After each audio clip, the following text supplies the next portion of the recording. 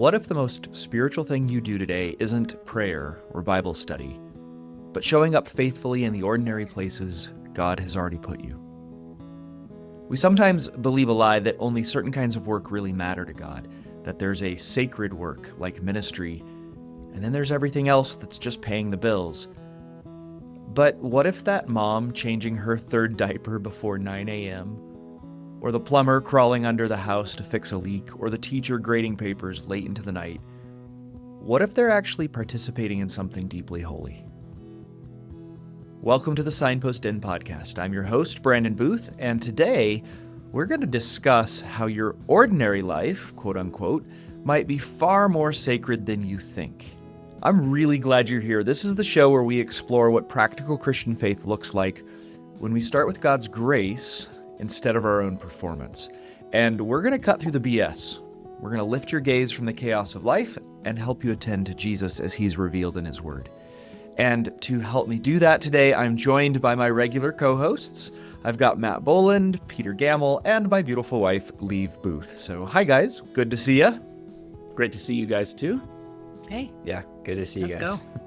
Yeah, I'm glad you're here. Listeners, just before we jump in, Leave, my wife, mentioned as we were looking over the notes for this show that we need to get to the good stuff at the end quickly today. So we're going to explore the problem a little bit, but we're going to try to get there for you because there's really some good stuff. This episode concludes a loose series of episodes we've been doing on the meaning crisis and purpose.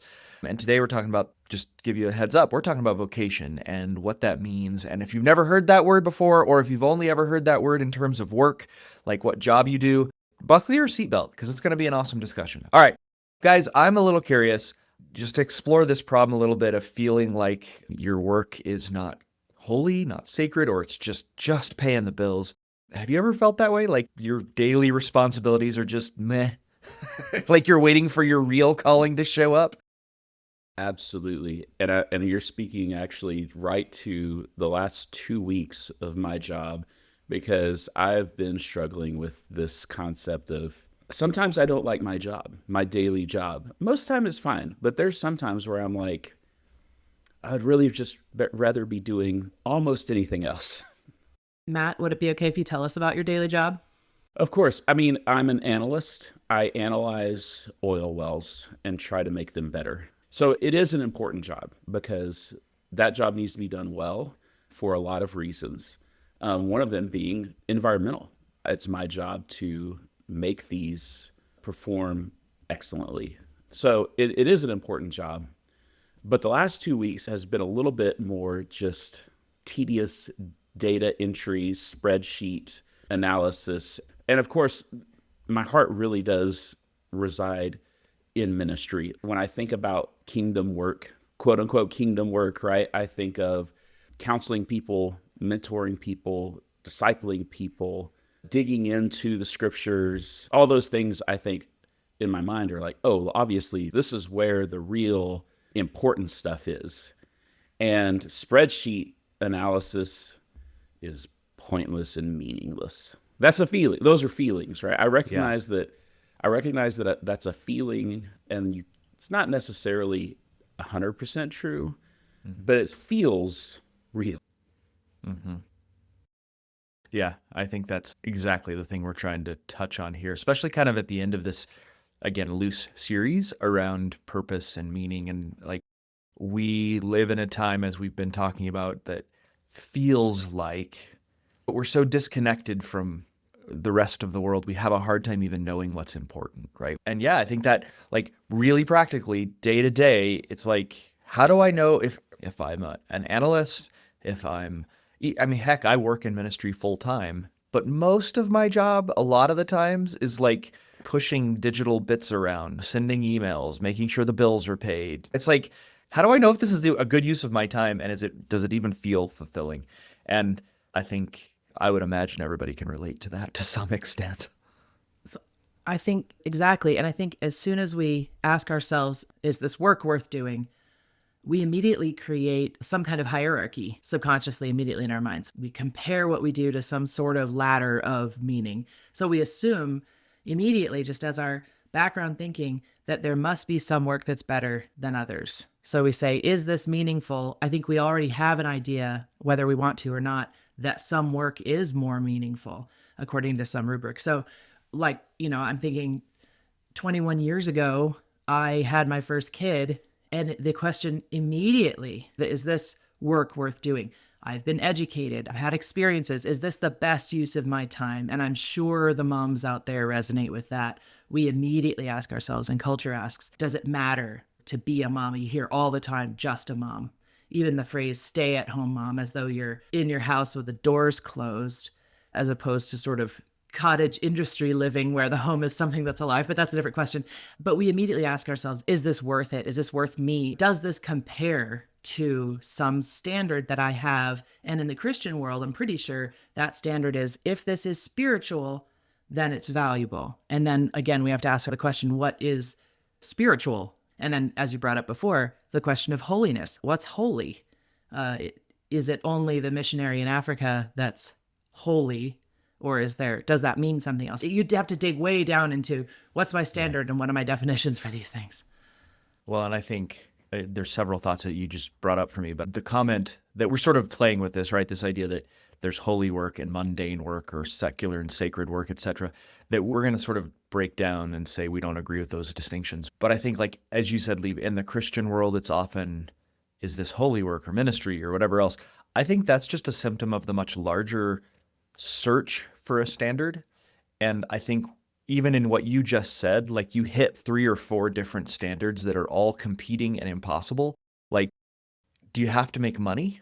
So stay-at-home moms really aren't worth it because they're not making money. And I think a lot, I'm going to tread in places I probably shouldn't, but I think women especially really face multiple standards of meaning and purpose that are mutually contradictory.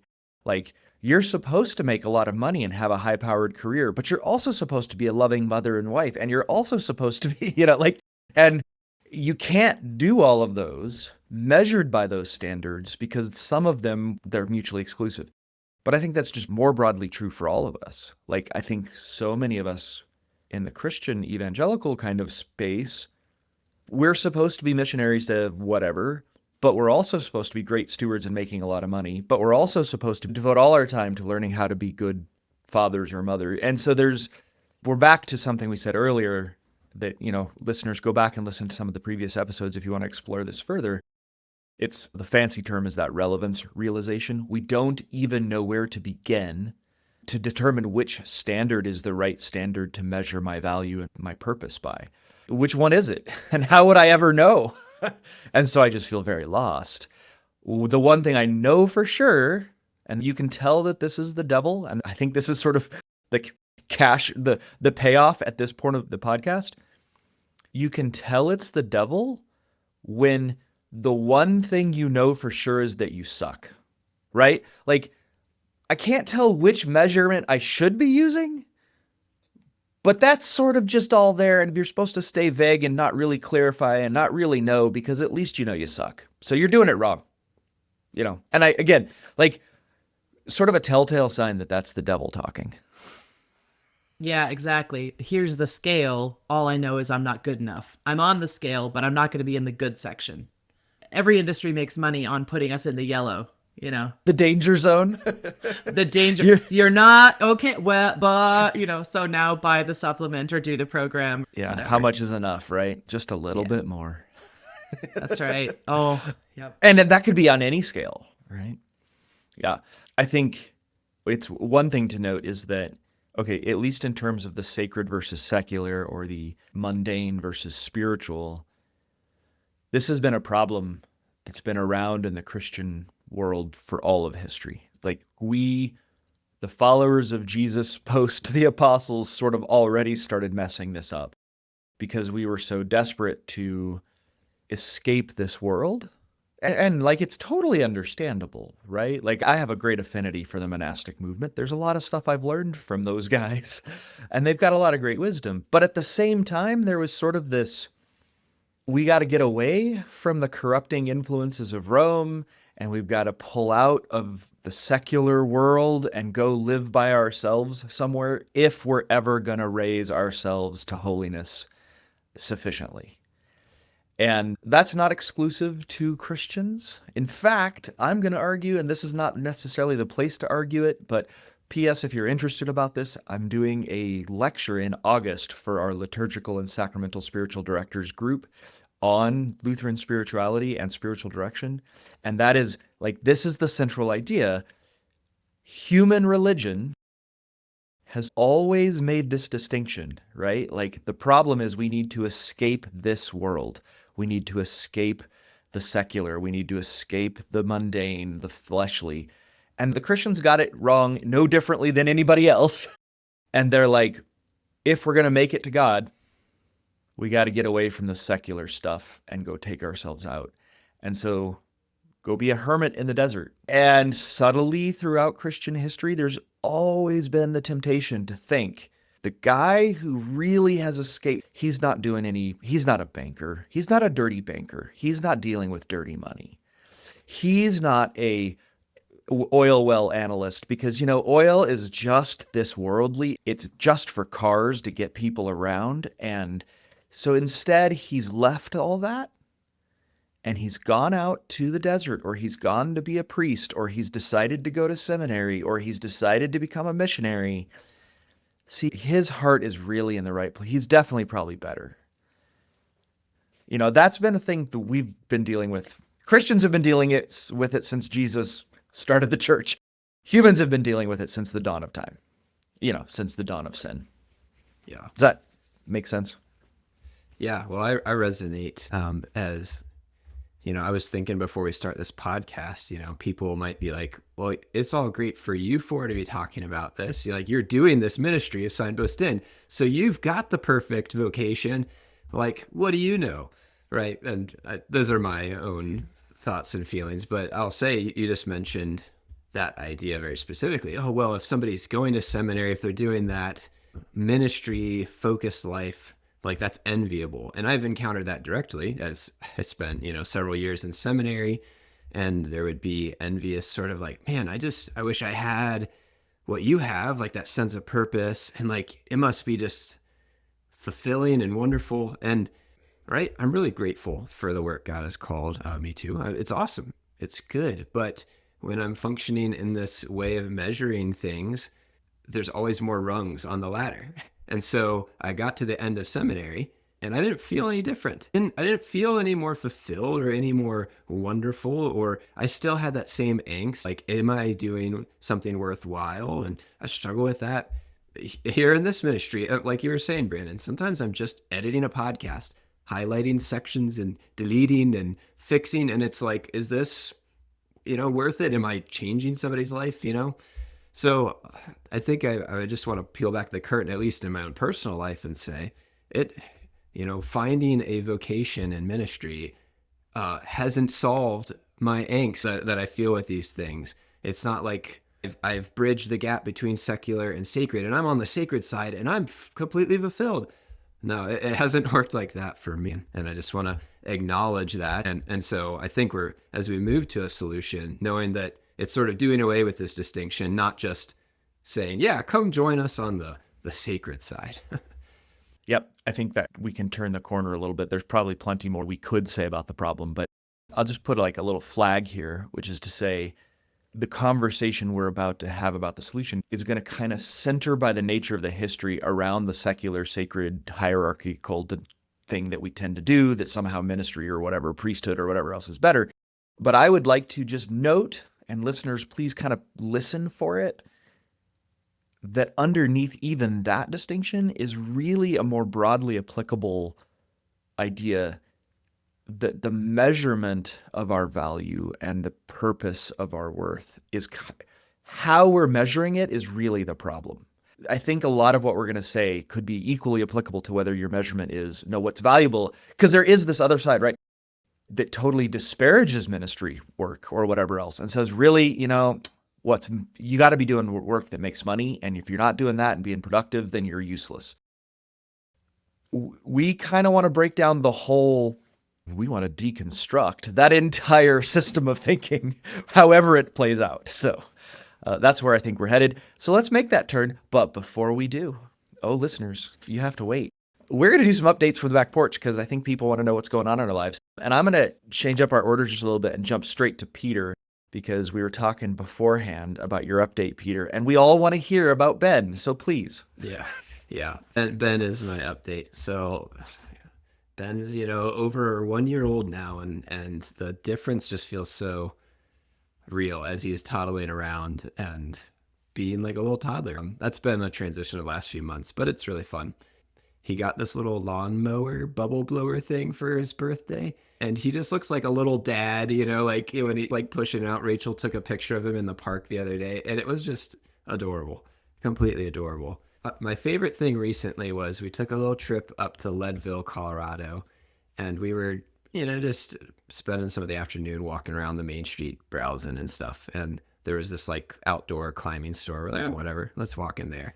And they had these spools of like climbing rope, and they were like near the floor. And Ben loves dangly things, ropes and stuff. So I just sat him down right next to it, and he was like pulling the rope out, and stuff, and he was having a hoot of a time. So before we left, I was like, this is gonna be silly, but like, I walked up to the clerk and I was like, can I have like 3 feet of rope?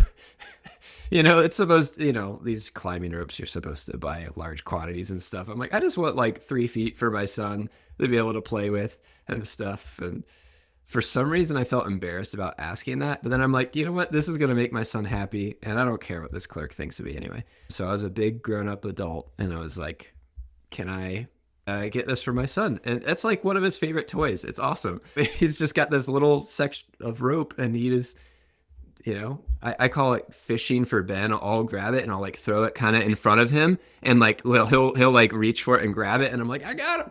So that's a lot of fun. That's hysterical. So yeah, there you go. Ben's pretty awesome. I'm sure the clerk thought that was super cute. I'm sure that, yes, that's awesome. Well, thank you. Yay. Yeah. Cool. All right, Leave, what's up in your life? I have a ceiling to paint. By the time this comes out, my ceiling will be painted. I hate painting ceilings. That's all I got. I'm obsessed by it day and night. It's the last project that we have, aside from one other project that I'm actually completely blocking in my mind, pretending I don't have to do. But it's ridiculous. I have this one project, and you ever have that one thing that just like, it's the one thing you don't want to do, so it's all you can think about. There's actually like this funny little cleanup song that came up on I was playing a cleaning list, playlist on Spotify, and this song came up. I think it's a kid's song, but it was like, I picked up my clothes and I did a good job, and it wasn't that hard. I felt good about it.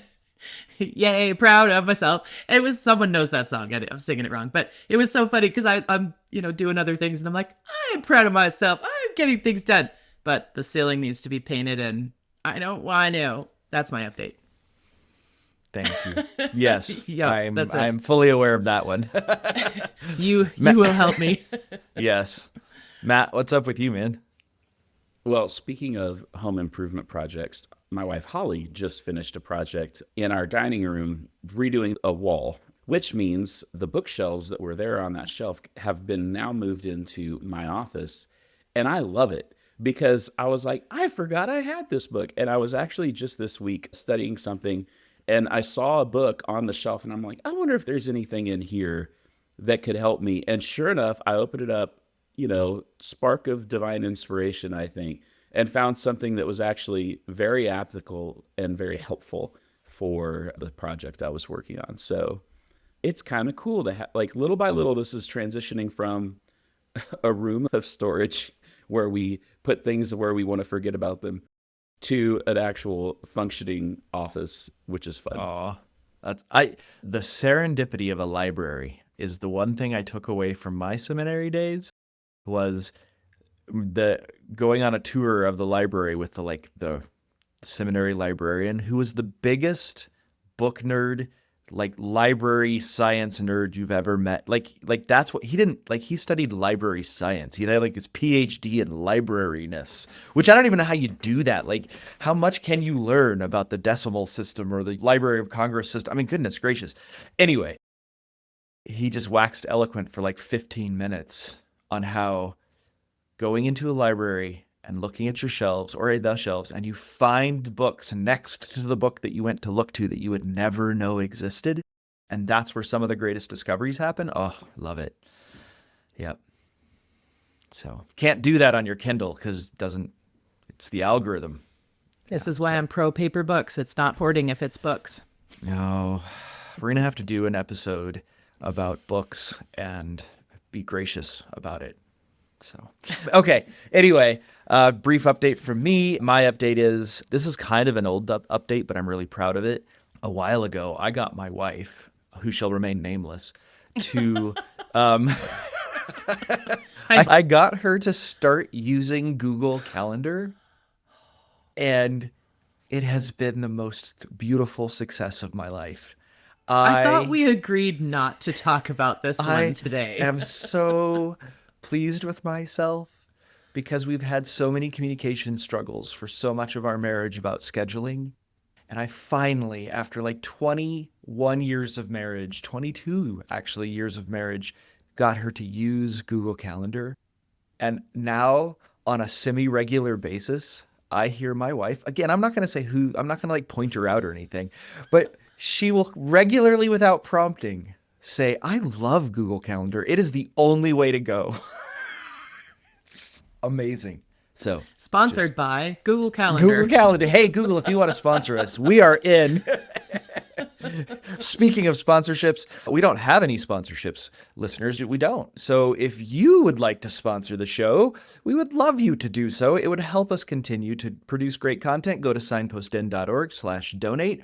Sponsor us for $5. That would be plenty. If everybody listening sponsored us for $5, we would have an entire month's worth of our budget as a ministry almost covered. So please, that would be a great way to help us continue. And also another one is, to my problem is, like, I sort of love researching about like podcasting and how to increase things, blah, blah, blah. Anyway, the stats are the way people find out about podcasts is via word of mouth. That's how they find out. You listen to a podcast because your friend told you to. So would you please tell a friend to go listen to our podcast? Tell them why you like it, and they will listen to it. Thank you so much. All right. We're going to dive in. You have been patient, listeners, or you have skipped through this section with your little fast forward button, which is great. Welcome back to the show. We're going to talk about the solution to this problem of feeling like your work is meaningless. It's mundane. So I, of course, am going to quote Luther. That's not going to surprise anybody who's been a long-term listener, or at least reference him. And he had this great insight around vocation, right? The word vocation means, what is your work? What is your calling? And that's what vocation means. You can even hear it in there. It's like vocable, right? Voice. What is the calling that God's given to you? So that brings up the hard question of, how do you know what your calling is? What has God called me to? And, I, at least growing up, again, my mother listens to this show. Hi, Mom. So no problem. You didn't do anything wrong. But I at least heard it as being like, I'm supposed to find out my special calling that God has on my life. And it sort of felt like a needle in a haystack. There's all these things I could do with my life, but I have to find the one God really has for me. And that one's going to both make me happy, and it's going to be purposeful and meaningful. And then that got all mixed in with these measurements. Well, was it supposed to be ministry? Was it supposed to be money, family? What is it supposed to be? We're not going to pause there and explore that, because that's would be exploring the problem more. That's not what Luther has in mind when he thinks about vocation. When he thinks about God giving you a calling on your life, he's thinking about it as you find it by just looking around where you are right now. What are the things that you are called, quote unquote, to do by God through your circumstance? Like, you don't have to look. And behind this is a really deep theology about how God works, which is really important to all of this. God works through the ordinary, mundane means of the world. Like, Luther sees God, and this is not just Luther, right? This is Augustine, this is the Christian tradition, this is all the way back to the apostles, seeing God at work through everything. Like, you're supposed to be a father because you have children, or a mother because you have children. You know that your calling is to be an analyst because that's the job you have. Like, you're there. It may not be the only calling you have ever, and that's another change. Like, there's not one singular calling on every human being that they have to go find. Rather, you find yourself in it. And that's a key difference. Go ahead. leave. I want to back up just a little bit because, yeah, that's wonderful. And we should be mulling those things as we move forward. But to take a little piece of it, we have the idea that we have work to do. And we imagine that maybe the holier the work, the better it is, right? We all have that idea that if we were, like you were saying, separated from the world somehow. But the thing is, holiness is the presence of God, right? And so the question is, where is God in my work? And just like we've said before, what does it feel like to be in the presence of God? I don't know. How do you feel right now? God is with you now. You don't have to climb the ladder, go grab him and bring him down.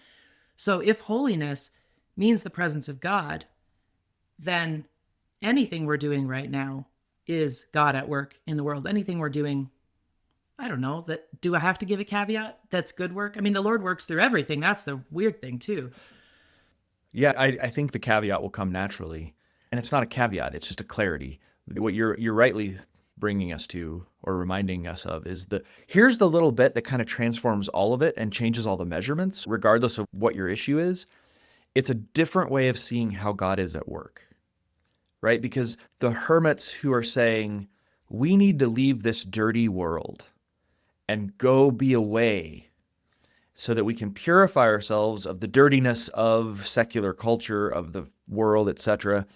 Whatever good and wise things they teach, and there's a lot, one thing they've got wrong is that God is out there somewhere and I have to go find him. And what Christ, the incarnation, and Scripture teaches, that God has come to this place, that he is in the flesh, in the world. And Luther takes that really seriously. Like, God is working through the political system.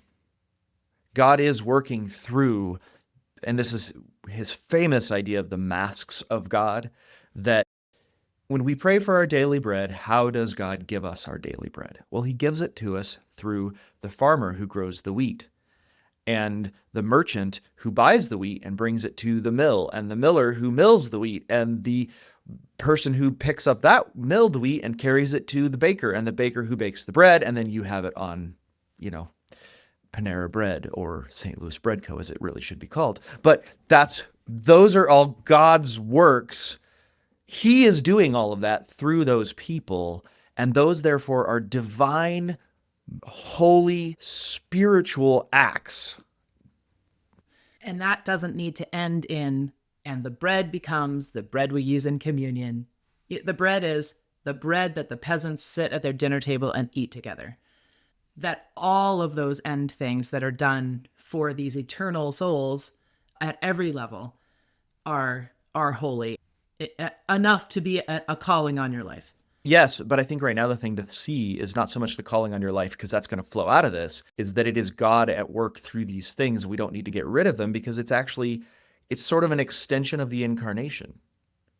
How did God work our salvation? Well, he took on a human body, and he took on human sin upon that body and the consequences, and he immersed himself into humanity, right? My good friend Les Martin, hi Les, thank you so much for the recommendation and for listening, recommended Philip Carey's book to me, The Meaning of Protestant Theology.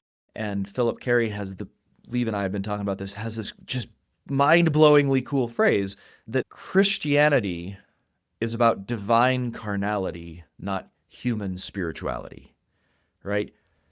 Human spirituality being the attempt to raise myself out of the flesh, out of the mundane, and reach God.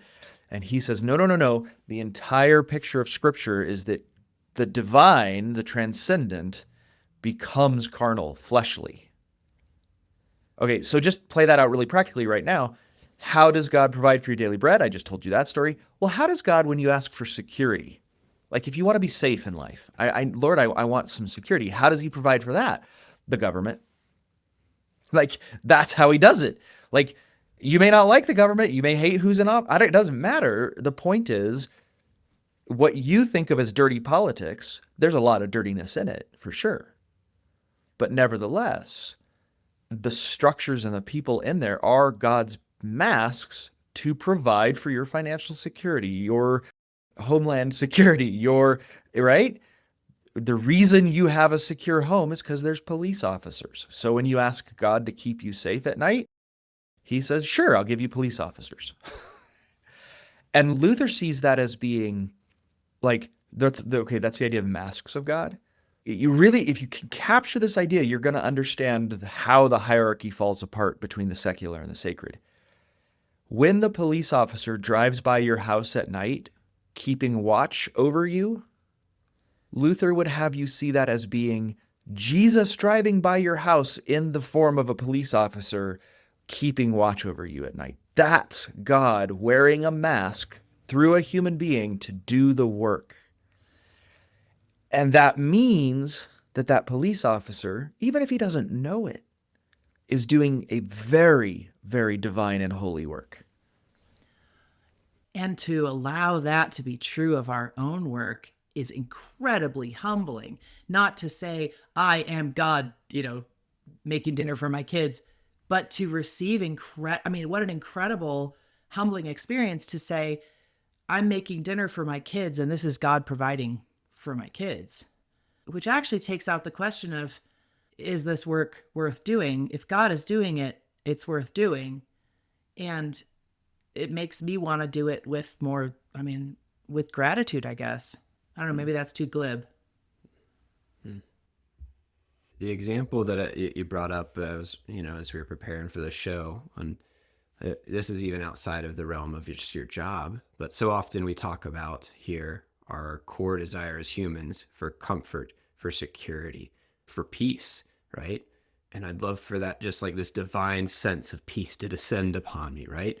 Like, I just want that. And when I think about the times where I do feel at peace, where I feel comforted, it's often when I'm with my wife having a really vulnerable conversation, or when I'm with a friend around the campfire talking about the real stuff of life, and you embrace, before you head home. And I'm like, man, I feel seen. I feel heard. I feel comforted, right? Like, and for me, that was eye-opening to connect like that is God working through my friend, my wife, to comfort me. Like, I'm asking God for comfort, for security, right? And he's acting through these people. And I think oftentimes I split those, and I come back to God at the end of the night and say, oh, well, God, will you give me peace and comfort and security? And he's like, I'm working that in through your friends, through your family.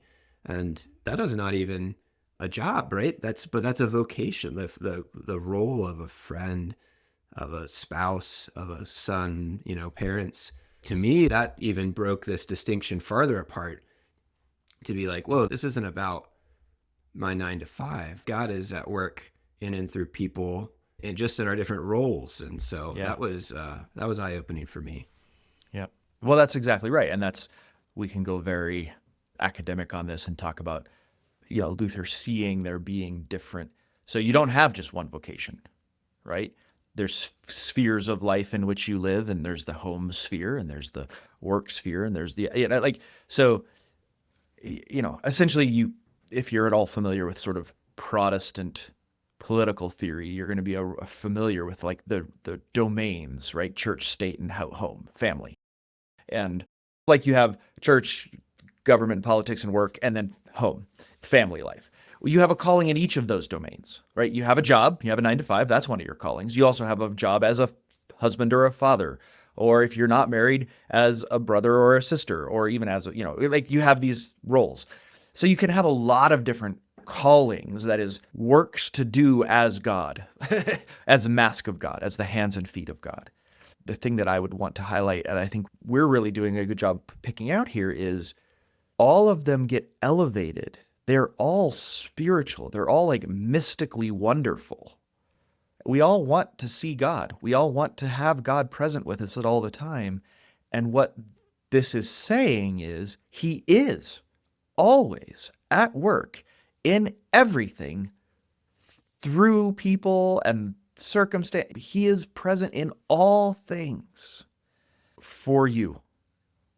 And like just a brief little note, like this is making good. What we're saying is that somehow Jesus has made good on his promise to restore all things and bring heaven down to earth, for God to fill all things as he was intending to do at creation. And then sin broke and messed up, Jesus has now fulfilled and completed, and it's over. Heaven has descended, and he is at work, and God is present in everything, and we are constantly in God's presence. Now, that doesn't mean, everything's perfected yet, but there's a mystical, hidden way in which this is really true. And it's how God intended to do it from the very beginning anyway. How is God going to minister to the animals? Well, Adam and Eve named them and cared for them and grew. Their job, their vocation was to be God to the creation. He was always going to do it this way. I think we really ought to mention Gene Veith's book, God at Work. If you are not on the super high theological and philosophical level, you just want to read about this idea, Gene Veith's book, God at Work, is really, really good for thinking about these things on a very practical level. So just putting that out there. So it sort of belies it undercuts the lie that you need to escape wherever you are and go out into the desert or go to a monastery or go become a priest or go become a missionary or whatever else. You may need to, like that. Yeah, sure. That may be something you do, but you're not escaping God, or I should say it differently. You're not escaping the sinful world, right? You're not, because God, you're not escaping. Going away might actually be running from God. It's not better. I said that badly. So I'm starting to feel some pressure here. I don't know if you guys are. And my brain is telling me, no, this is the love of God and all that. But now I'm thinking, wait, okay, now I've just had this sort of weight put on. Now my work is actually God doing things. Do I need to do it as good as God? I don't know. I'm feeling that pressure there. I don't know if you guys are too, or if you feel released by this idea that God is doing your work for you. Like, if God is working through you, then I better do it as best I can, or else somebody's not going to receive God through me. That's my fear. And it's always performance. It always comes back to a law. Okay, now what do I do? Help. Go, guys.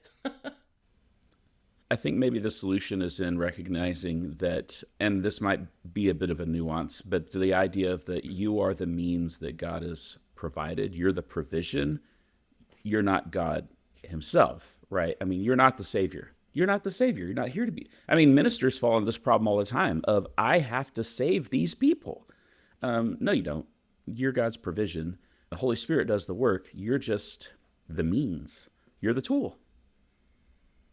I guess the question is, how much does the hammer stress out about how good the bookshelf holds together? That's a great analogy. Thank you, Matt. I knew you could help us. Metaphors. No, that's a really good analogy. Yes, metaphors. Yeah. I'll just because this is a conversation I had recently with somebody. There's sort of a flip side to that analogy too, which we human in our fallenness are so good at taking anything and making it bad, right? We're so good at making anything that means. Okay, so the analogy that we're a tool in God's hands, it's not our responsibility to make sure the success of the project is really freeing when you're feeling the weight that, I better be God to people. You're not.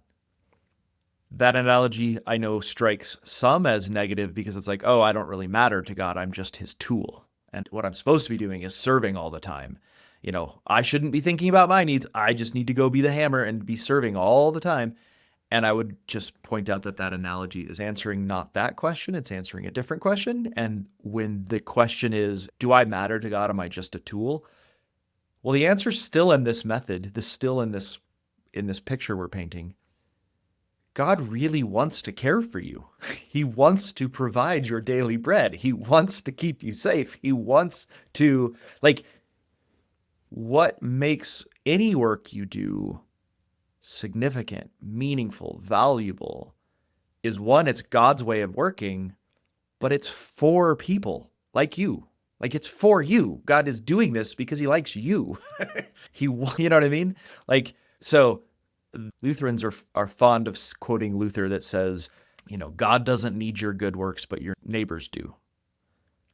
And that's a lovely phrase because it's God's not asking you to serve him. He doesn't need to be served. You don't do good works to make him pleased with you, right? Go back a couple episodes and listen to Matt wax beautifully on we don't need to work to keep God happy. He's already happy with us. But our neighbors need our good works. What we're doing is serving other people. What we're not so good about sometimes pointing out is that's not a new law. Like, you better just go serve until you're bone raw. Like, you've got to serve. It's that God cares about people. He cares about you. He wants your needs to be met, as he knows is wise to meet. Sometimes they don't get met, but that's not because he doesn't like your needs, but because he knows what real needs you have. So I'm free from performance anxiety before God. I don't need to serve him. I just faithfully do my calling as best I can, whatever that looks like. Sure. Yay. And I know it's super spiritual and valuable, even if I'm an analyst, right? Like, even if I'm a plumber, because God is providing through me, because he cares about people, which includes me. And then I think, Peter, your point was, I'm continuing here, but Peter, your point was like that. Maybe that's the counterpoint. If you're feeling like, oh, I'm just a tool, maybe look around at the people who've been God's masks for you. Maybe notice that God is actually providing for your needs because he really likes you. That's what I was going to say is we get hung up on, and you say we're not, how was it you put it? We're not serving God. Obviously you meant that a little bit tongue in cheek because what we do does serve God in the sense that it's what he set there for us to do. And so, I don't know. I think I think it's worth saying, like, maybe obeying God, but technically, like, sure, we can say we serve God. I am his faithful servant. Sure, I do what he tells me to do. But I don't serve God like he needs my service. So what I wanted to follow that up with was the thing I would most take away from this discussion would be the encouragement to see other people's work as a gift to me. Absolutely everybody's work as a gift to me. Because I think we get in that way of thinking. I mean, you mentioned women before. I suppose it's probably true of everybody, but I know from my perspective, we think that our work is only valuable if we get nothing in return. We work ourselves down to nothing and nobody helps me, and that makes my work somehow more valuable. But I think the invitation is to accept the gift of the presence of God in others, the Lord serving me through the other people that are around me. And I like a challenge. For me, that feels like a challenge, but it's a challenge to be comforted. Allow myself to see the Lord working in all the things, the checkout lady at the grocery store, all the stuff. It's all him. And maybe allow yourself to see your work, whatever it is actually really meaningful. Right? Just drop your defenses and seeking for external validation and let it be God is at work in all things. He has brought you to the place in life where this is where you are, and these are your roles in all these different spheres. He really has plans for, like, this is really important to him that this work gets done.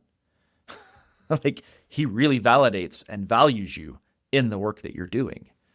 Now, I feel like there's one loose thread that would be worth, or maybe it's a rabbit that would be worth chasing, which is this other question we haven't addressed this time, but we've brought up in previous shows, which is that feeling of meaning and purpose and how to decide what to do, right? So, like, so far we've sort of been saying, bloom where you're planted. Like, so far what we've been saying is do the work that you've been called to do based on where your circumstances are, which I can hear some people saying that's all well and good for you folks who are, like, already in those things. But what about me who has choices? Like, I'm fresh out of college and I don't know what to do. Or I have to choose the college. I don't know what to choose. Or I've got the opportunity for a career change. Or I'm working a job that I hate, seriously hate, feel like, sure, great, it's wonderful that God is working through me, but it crushes my soul. I really have a desire to go do some other thing. And I want to like sort of touch on that and acknowledge, first of all, I think that's valid. I think that's good. And we do have choices. There's times when we get to choose what our quote unquote vocation is going to be. We can choose the direction of our lives. So I would like to help in that too. You all feel that anxiety around making the right choice in vocation and work and calling? Yeah, no, I get what you're saying, though. It seems like there's this relaxed posture that we're talking about, like with these masks of God framework, but it also can be almost too loose where it's like, well, could I just do anything? How do I even make a decision, Brandon? There's that relevance realization problem again. Like, well, if you've taken away all my standards, if there's no, by what standard do I measure the choice I make for my future life? Well, we've been in that position a bunch of times. Currently, all kinds of things having to do with decisions and whatnot. And, I know we've always gone back to, I don't know where it came from, but my dad used to kind of ask a little series of questions that would sort of help you at least have some peace of mind about this being a valid path forward. Now, the Lord can use anything. So honestly, whatever happens, he can walk you through that and even bless others. That aside, he sort of used to say, kind of ask yourself these questions. Is it, back me up here, Brandon, is it against the law? Was sort of one of them. Yeah. Is it sin? Yeah. Is it sin? If it's clearly sin, no, you don't go there. Yeah. I don't even have to check. I know that if your career options are professional hitman or banker, then professional hitman is out. That one is not, you can't do it. So that was the first one. The second one I think is very practical, which is, if you're young, do the authorities in your life endorse it? Or if you're older, do good counselors that you trust, who you've seen them make good decisions and things have turned out well, are they saying, yeah, go do it? And if that's really something to take heavily into account. And then I love the last one. And it was so hard because it gives us that Christian freedom. And the question was, do you want to? And I was speaking to a girl a couple years ago now who was really frustrated because she lived in a horrible neighborhood. She worked with sort of terrible people, but she felt like it must be where God wants her because it's so hard and terrible and dangerous and awful. So clearly it must be the biggest challenge. Clearly God wants me to be there. He doesn't want me to move in with my loving brother and sister-in-law who have offered to give me a place and I have good work at a school or something, whatever it was. And she was sitting there just agonizing over this decision. And so I kind of walked through this rubric with her and I can't remember what she ended up doing. I hope you're okay out there if you're listening. The hardest one for her was, do you want to? And we're currently looking at some decisions that have to do with, do you just want to? And the idea that the Lord would take that into account was so sort of mind-blowing. Taking in mind, is it sin? Taking in mind, do other good counselors think it's a good idea? That matters. Yeah. When I used to work with a lot of students, this question came up all the time, right? Like, what am I going to do next? And the rubric that you just walked us through, Leave, what I feel like is behind it is an image of God. Like, what kind of God do you perceive him to be? And I would often, and I still do this, like for myself, this is still a struggle. It's when you're asking the question, what am I supposed to do with my life? Or what am I supposed to do in this choice? Which one does God want me to do? And you're stressing about it. It's like, well, who do you suppose God to be in this situation? Is God the tight-lipped employer who says, you need to do good work? And you say, well, what is it? And he goes, I'll know it when I see it. And you're like, oh, crap. Like, oh, I am totally screwed now because I have to make a choice, but I don't know which one's the right one. And if I choose the wrong one, he's going to be mad, or I'm going to be unhappy, or it's going to go bad. If that's the view of God you have, then this rubric makes no sense, right? Because it all gets reduced to the first question. Is it sin or not? Well, there's like, shoot, in this way, I'm thinking if God is that tight-lipped, angry boss, then I could pick to be a banker and make money, or I could pick to be a missionary and not make money. One of these is sin and one of them is not, because one of them is, quote unquote, in God's will and one of them isn't.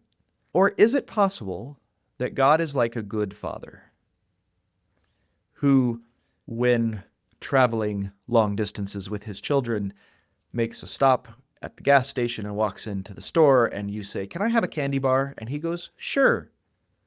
Which one do you want? And you have this array of options in front of you. Which one does he want you to pick? Well, whichever one you want.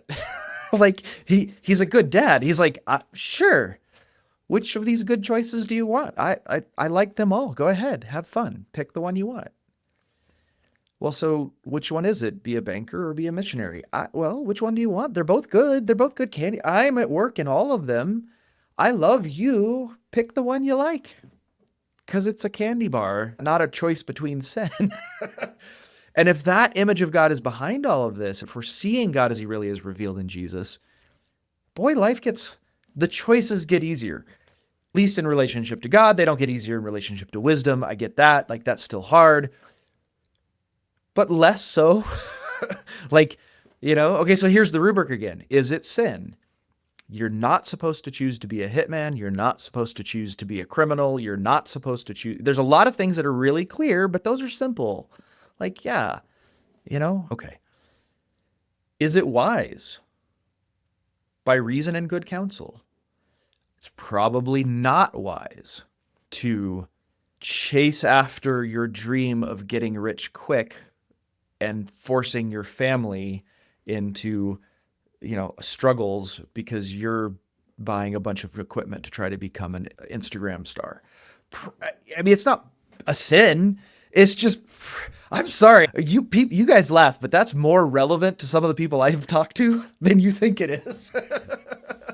There are people who are like, is that the choice? It's like, well, it's not a sin, but I think wisdom would say that's probably not the wisest choice of how to choose your career. It's not a sin to work at a bar, necessarily. But is it the wisest place? Are those the best people to be around? Is that, okay. And then if it passes those, do you want to do it? If so, go for it. If not, you don't have to. Well, and I do think there's a lot to be said with having wise counselors in your life. The sad thing is if you don't already have that, then you're sort of up a creek. So invest in good community now before you're at a major crossroads when you really need people that you've had time to build trust and know their hearts and have somebody that can speak. I've had that happen many times where people close to me were able to see through my own fog that I can't see out of, give me a godly third person perspective and just speak it gently into my life. And it's like, oh, I probably could have seen that if I wasn't in the middle of it. But I have somebody who's close enough to me, who's invested in my life and cares about my outcomes enough to speak godly truth into my life. I mean, yeah, there's so much packed into that is it wise question that is so hard because that does deal with our own faultiness, our own emotion, getting close, our desires for things. It's difficult to hear someone say to you, that is an unwise choice, not because it's sin. It's not sin, but it might not be healthy for you or whatever, something along those lines. And in my fallenness, I'll just speak for myself, but I know this is true for all of us. I kind of like it to be black and white between sin and not sin, because then I can be angry about it. Then I can be selfish about it. Like, if you tell me it's sin, then oh God, it's so mean. It's like, no, it's just not wise for you. It's like, I have to kind of face my weakness at that point, Peter, what were you going to say? Yeah, I feel like this wisdom piece is messy. But if I take into account this framework that we're talking about, where I'm able to view not only my work, my roles as God's hand, but the people in my life are also God ministering to me, then I feel like my openness, my willingness to consider that just talking to my wife, just talking to my friends, my mom, my dad, my trusted counselors, that is God leading me. Like, I don't need a mystical dream or a confirmation in the sky. And oftentimes I sort of carry around that little, I want like a miracle. That will be wisdom, is if you have divine, powerful clarity. And I feel like a bit of a relaxing of being like, okay, yeah, wisdom is messy, but God has put people into my life for a reason. And those are his hands to minister to me, to help me make wise choices. So do I have 100% certainty? I don't know if I've ever really had that. But if I talk to my friends and my wife, and there's this direction where everyone says, yeah, that makes sense. That seems like that would be a really good fit for you and your family. And I look at my wife and say, we both want to do this. Then, I don't know, I feel freed up then. I'm like, okay, God, I trust that you're in this process. No, I didn't get an answer in a dream, but I don't know. That to me, that's it's freeing. Yep. Well, I think you hit the nail on its head. 100% certainty of what? Do you have 100% certainty that any choice you make will be perfectly fulfilling, make you very happy, and avoid all difficulty, and so you're totally comfortable and your family always safe, etc.? I think 99% of the time, the wisdom question is messy because that's what we're looking for. And I can just tell you, nope, you do not have 100% certainty in any. If you found God's perfect will, first of all, that won't, not even that, if that existed, would guarantee you 100% happiness, comfort, safety, joy, fulfillment, etc. Because that's not how God works in this world. Do you have 100% certainty that God is at work for your good in those things and loves you? Yes, 100%. That is what we're saying here. Like, boil it all down. What we're saying is, as long as you're not choosing sin, whatever vocation you have or do, you have 100% certainty that God thinks it's really valuable, that he's joyfully involved in it, and that it is for your and other people's goods. Although I know the question of how do we know that the thing we want to do, is or isn't sin? I think people will get absorbed with that question because I think we want our intentions to be perfect. And I think we want the option to be relatively perfect. But the fact is we live in a sinful world. So is it sin to work for a cell phone company? Well, there's sin involved in the creation of cell phones, and we all know it. Can you work for a cell phone company? Yes, you can, because you are not going to make a perfect choice in an imperfect world. So I would say try not to get hung up on those first two questions and really recognize that in the end, you have a good Father who wants to give you good things. And so you do live in freedom, trusting that he is at work in all the things. And we can let go of that responsibility because we aren't God. We can't make perfect choices, but he loves us. He is in all the things. So we jump and we say, catch me. Mm-hmm. Yeah, Lee, that's really wise. If you find yourself getting caught up in that, seek good counsel, because that's an indicator that you're confused about who God is and that there are things at work, which, by the way, if this is you, you're just normal. There are things at work within you that are clouding your vision of God's goodness, grace, mercy, love for you, and you're really trying to still buy him off. And again, yep, I do that. But it's helpful to have, Matt, like you said, that third party, that wisdom that says, hey, is that you just trying to buy God off in a much more gentle, much more personal way, and to help you see God differently. So, right. So shout out to find a good community. Amen. This is why we do spiritual direction as a service. This is why we offer that kind of counsel. My friend Les Martin is a spiritual director. I have growing connections of people. We have opportunities for that. But I'm sure as well, there's nothing special about that. Do you have a good community? Do you have a good pastor? Do you have a good father? Do you have a good friend who's wise? That's when you ask. All right, I think that's probably a good place to wrap us up. Listeners, we appreciate you being with us. We would love to hear from you. Please shoot us an email, leave us a comment on whatever platform you're listening, and a 5-star review. That really helps us out. We would greatly appreciate that. And please tell your friends. Find someone in your life that you can say, hey, I think you'd really appreciate this podcast. Shoot a link to them. So what's the summary? I kind of like the way I have it written in my notes, which is stop waiting for permission to find your life meaningful. Stop searching for meaning. Instead, see it, receive it. Wherever you are, God is already there, using you, loving you, serving you through others. So, thanks for listening. May the grace of Christ go with you wherever the road takes you. Amen. Thanks for listening. This podcast is a production of Signpost Inn Ministries. a nonprofit Christian ministry dedicated to strengthening people's relationship with Jesus and walking with them compassionately on their life's journey. We offer spiritual direction, retreats, and lots of other resources like this podcast. Please visit us at signpostin.org to learn more. We especially want to thank our generous donors who support our work and keep this podcast going. If you've benefited from something you've heard, please consider supporting us by making a tax-deductible gift at signpostin.org/donate. We also want to thank Rex Daughtry for creating the original theme music for this podcast. You can check out more of his work at his website, and you can find all the links in our show notes.